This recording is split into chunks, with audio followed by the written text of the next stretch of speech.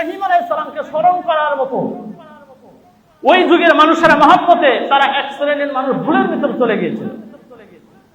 পর্যায়ক্রমে ইব্রাহিম আলাইহিস সালাম যেই জামানায় আসলেন, যেই বাবার ঘরে আসলেন, সেই বাবার নাম ছিল আজর। কি নাম ছিল কথা বলেন? আজর। হযরত ইব্রাহিম আলাইহিস সালাম তার বাবা আজরকে লক্ষ্য করে বলছেন, وَإِذْ قَالَ إِبْرَاهِيمُ لِأَبِيهِ হযরত ইব্রাহিম আলাইহিস সালাম তার বাবা আজরকে বলছেন, কি বলছেন? যে বাবা, আপনি কি এমন কিছু করছেন? আত্তাখিযু আসনামান আলিহাতান, এই যে মূর্তিগুলো দেখা যায়, এই মূর্তিগুলোকে কি আপনি খোদা বলে ইলাহ রূপে গ্রহণ করতে চান? গ্রহণ করেন। যদি গ্রহণ করেন, ইন্নী আরাকা, আমি দেখতে পাচ্ছি, আরাকা আপনি, ও কওমাকা, আর আপনার জাতি গোষ্ঠী 14 গোষ্ঠী সবাই সঠিকের উপরে নাই, সবাই ভুলের মধ্যে আছে। ইব্রাহিম আলাইহিস সালামের কথাই। তার আগে ইব্রাহিম আলাইহিস সালাম যখন ছোট্ট বালক ছিলেন, হঠাৎ করে যখন 9, 10, 11 বছর হবে, এমন সময় ওনাকে জন্মের পরে একটা জঙ্গলের ভিতরে রেখে আসা হয়েছিল। যে সময়টা ছিল যে কোনো মানুষ যদি ছেলে সন্তান জন্ম দেয়, ওই সন্তানগুলোকে সঙ্গে সঙ্গে দুনিয়াতে কতল করে দেওয়া হবে। হযরত ইব্রাহিম আলাইহিস সালাম সেই সময়ের একজন, হযরত মুসা আলাইহিস সালামেরও সেই একটা যুগ ছিল, কঠিন যুগ। হযরত ইব্রাহিম আলাইহিস সালামকে যখন জঙ্গলে রেখে আসা হয়েছে, গর্তের ভিতরে রেখে আসা হয়েছে, হযরত ইব্রাহিম আলাইহিস সালামের মা হাজরা গোপনে গোপনে তাকে দুগ্ধ পান করে আবার বাসায় ফিরে আসে।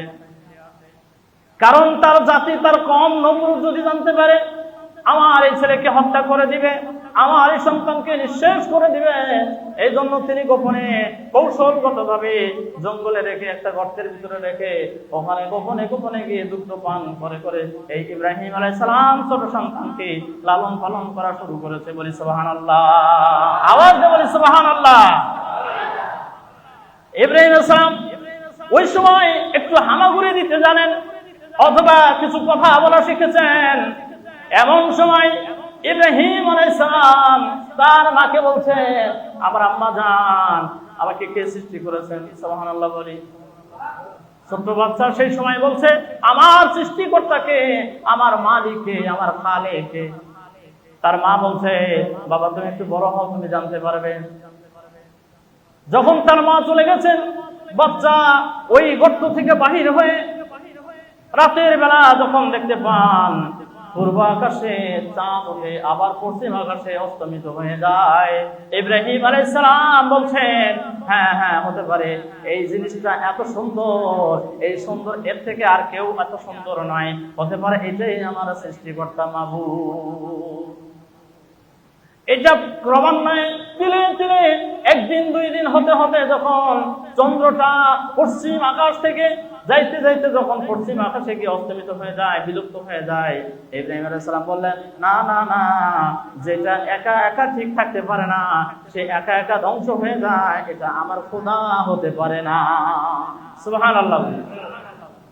আবার যখন চন্দ্রকে দেখলেন, এটাও সকালবেলা উদিত হয়, সুবহে সাদিকের সময়, এটা আবার পশ্চিমে গিয়ে ঢলে গিয়ে শেষ হয়ে যায়। চন্দ্র পশ্চিম থেকে উঠে পূর্বে গিয়ে শেষ হয়, আর সূর্য পূর্ব দিকে উঠে পশ্চিমে গিয়ে শেষ হয়। মনে করলো যে এটার চন্দ্র থেকে এটার তাপ, এটার আলো আরো পরিষ্কার, আরো ঝকঝকে হতে পারে না, এটা ওই চন্দ্রকে বানিয়েছে, সারা পৃথিবীর সব বস্তুকে বানিয়েছে, হতে পারে না, ওটা আমার ভুল ছিল, এটাই আমার সঠিক হবে। ইনি হচ্ছেন সারা পৃথিবীর সৃষ্টিকর্তা আল্লাহ। এক পর্যায়ে দেখে গেল হযরত ইব্রাহিম আলাইহিস সালামের থিওরি এটাও ভুল।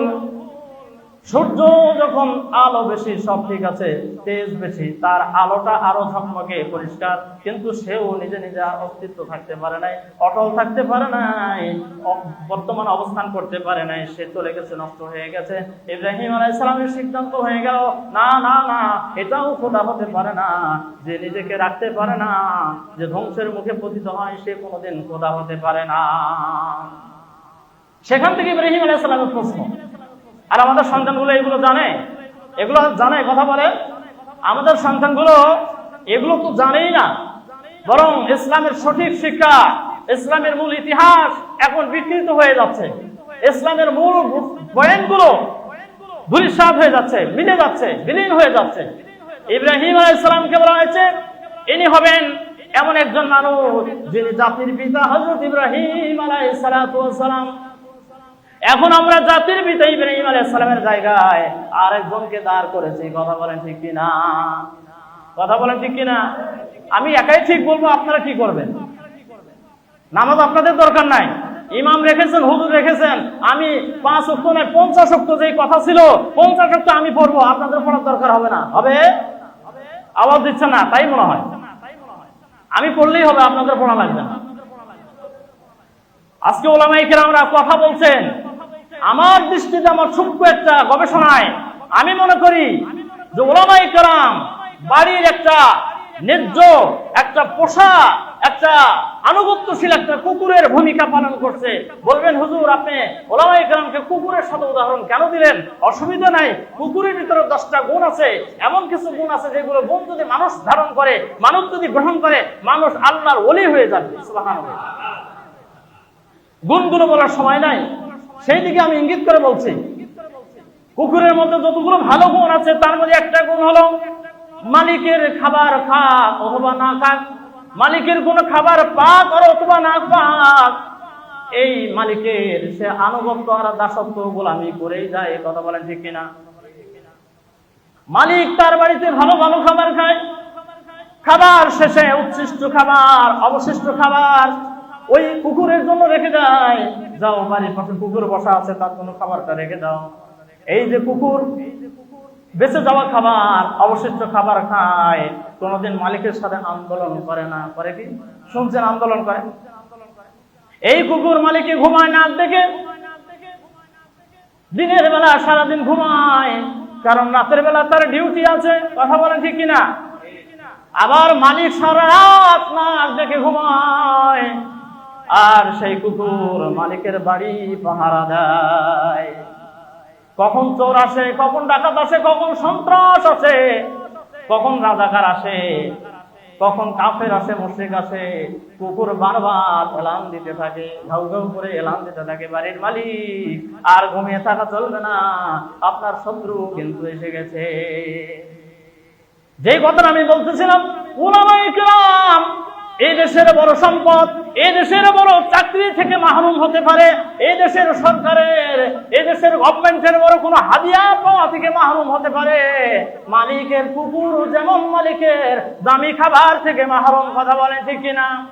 অনুরূপ ভাবে উলামায়ে কেরাম সরকার কর্তৃক বড় কোনো টাকা, মোটা কোনো টাকার এই হাদিয়া থেকে তারা মাহরুম হতে পারে, কিন্তু মানুষের, মুসলমানের আর মুসল্লিদের, মুসলমানের মুসলিম জাতির ঈমান যেন কেড়ে নেওয়ার কোন চোর বাড়িতে না আসতে পারে, এটা যুগে যুগে ওলামায়ে কেরাম ওই কুকুরের মতো ঘেউ ঘেউ করে অসচেতন জাতিকে, নির্বোধ জাতিকে, গাফেল জাতিকে বারবার সংকেত দিয়ে, বারবার হুঙ্কার দিয়ে, বারবার চিৎকার করে করে বুঝায়, হে আমার জাতি, হে মুসলিম জাতি, আমার দেশ ক্ষতি করে যাচ্ছে কারা, আমার দেশের বর্ডার সীমানা দখল করে নিচ্ছে কারা, এগুলো ব্যাপারে সতর্ক থাকতে হবে।